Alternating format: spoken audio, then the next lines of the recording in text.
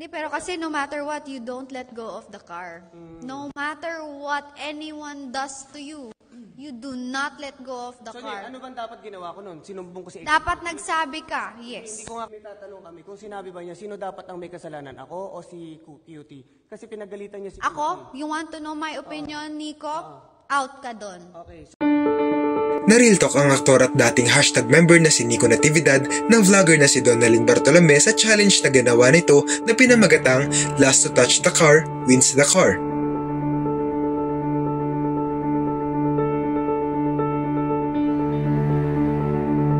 Sa nasabing palaro ay kinakailangan magpatagalan ang mga kalahok na nakahawak sa sasakyan para maiuwi nila ito. Ilan sa mga kasali ay sila Nico, Buboy, Asian Cutie at ang nanalong si Queen Dura. Sa bandang dulo ng game, si Queen Dura at Nico ang naglaban para makuha ang sasakyan pero napag-alaman na noong mga naunang oras pa ng challenge ay natanggal na ni Nico ang kanyang kamay sa kotse dahil ginulat siya ni Asian Cutie. Tila ba nagkaroon pa ng tensyon dahil hindi napigilang mainis ni Nico lalo pat nagulat lang siya rito at hindi niya naman inaasahang gugulatin siya ni Asian Cutie.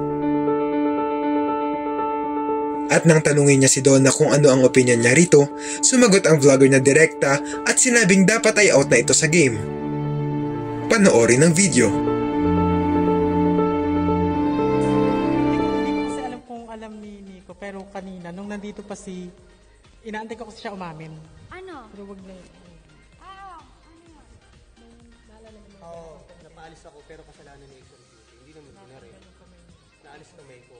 Kasalanan ni? Ginano niya ako sa braso. Inano ka niya sa braso? Ginano niya ako, siyempre napaano ako. Pero Sino? ni Asian Cutie, kanina pa yun.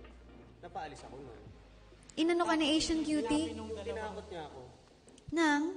Na dito, alam ni ano yun, ngayon, walang bumaril sa amin. Siyempre, tuloy lang ako. Ngayon, babarilin niyo ba yun?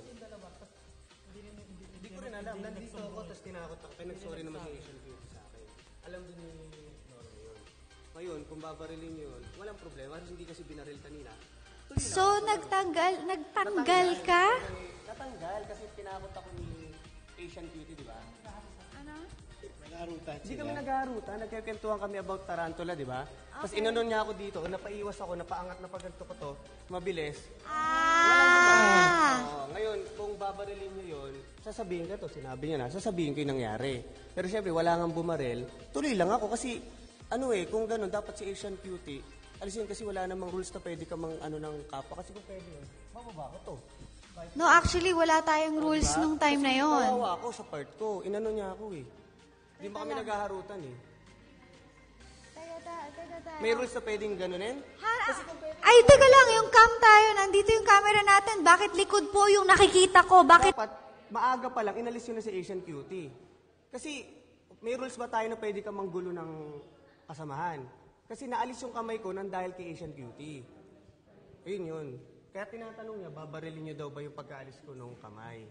Sa akin, kung rules yun talaga, dapat si Asian Cutie kami nun, naalis kami ng sabay nun. Okay. So, naiintindihan ko na po ang nangyayari. Asan po sila, naiintindihan niyo po yung nangyayari? Nasaan po sila? Bakit wala po yung team natin dito? Hindi, pero kasi no matter what, you don't let go of the car. No matter what anyone does to you, you do not let go of the car. Ano bang dapat ginawa ko nun? Sinumbong ko si Asian Dapat nagsabi ka, yes. Hindi ko nga kasi alam yung rules. Wala tayong maayos na briefing na paano ba yung ganon. The brief po, Nico, ang brief po natin is, you do not let go of the car, not even a second. Asian Cutie kasi, It doesn't matter what anyone does. Ang dapat nagsumbong nun, hindi ako yung pulis. Nag-gets mo? Ba't ako? Dapat yung pulis nyo. Yung pulis, hindi nagsumbong. Ginanon ako Right? Asian Cutie. Pwede ko bang sabihin, hoy, si Asian Cutie, pwede ko bang ganon ninyo? Okay, but now we know, right? Pagod na tayo lahat din kasi. Pasensya na. Oo. Sabi lang kami ng totoo. Hindi ko gusto yung pagkakaalis ko. Okay. Ano pong desisyon? Pinaasa natin all the way here. Ginawa niya lahat ng challenges. Ginawa niya yung oras.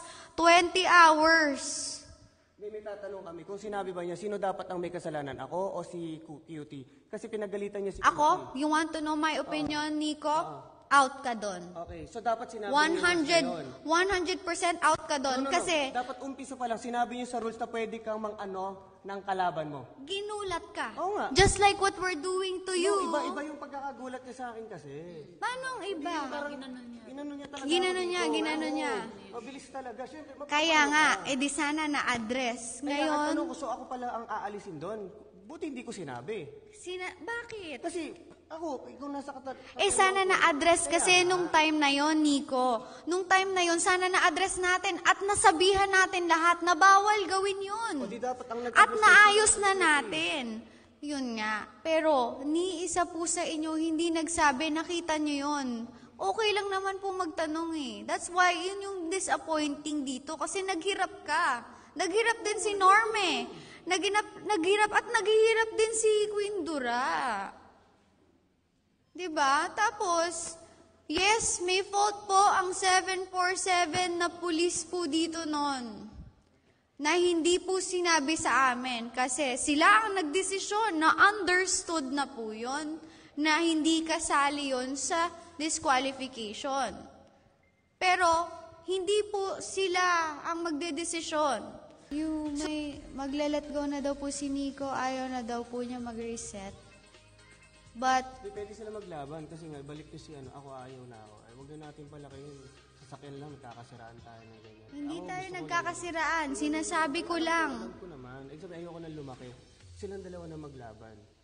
Okay, kasi pag kunyari, naglaban kami tatlo, naalis siya. Hindi na makakalimutan ng tao yan. Ba't natira si Nico? Okay. Si Nico dapat kanina pa yan alis kasama ni Asian Beauty. Okay. Kaya sila na lang maglaban Okay. para fair. So, does everyone agree with that? Yes? Diba? Nico is deciding for himself. Kasi, we apologize. Yung 747 police team natin, hindi po sinabi nung ginulat ni Asian Cutie si Nico. Kaya, nagtanggal siya.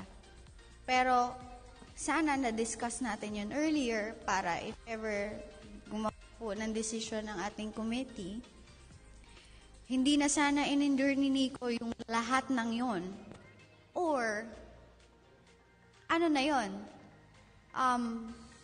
Excused na yung na yun at napagsabihan sana natin si Nico na bawal gawin yun at malinis ang konsensya mo na nag-continue ka all throughout. Tama? Sabi ko nga sa'yo, kung kayo nasa katayuan ko, isipin mo ako, sinabi ko yun, inalis niyo ako, hindi ako papayag umalis. Unang-una, walang briefing na pwede manggulat. Kaya hindi na ako nagsalita kasi ang dapat magsalita niyan, mga pulis, o umamin si Asian Cutie na nagkamali. Ako tuloy lang ako, ayoko ng gulo eh. Binalik ko agad yung kamay ko. Ngayon, sige umamin kayo kasi wala akong fault eh. Diba? Kaibigan ko rin si Asian Cutie. Ayoko magsumbong na parang bata na. Ginulat ako nito eh. Diba? Ako tuloy na lang ako. Trabaho ng pulis niyo yun. Diba? Pero kung nagsalita ako nun, inalis niyo ako, hindi ako papayag. Hindi ka, pwede naman pong hindi kayo alisin nun. Pero dapat na pag-usapan natin yun. Wag ako. Dapat si Asian Cutie sabihan yun, tsaka yung pulis. Hindi ako. Okay. Kahit kayo nasa pa ako, babalik ko lang yun. Honesty po. Okay.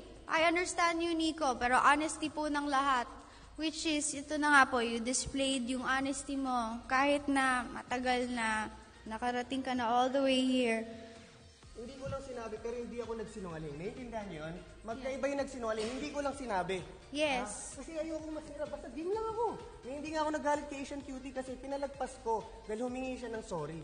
Pinagalitan nga siya ni Normie na dahil sa'yo maano pa si Nico. Pinalimutan ko yun tuloy. Kasi inisip ko void yun dahil tinakot niya ako wala sa rules. Okay. Like I said, I understand yung side nyong lahat.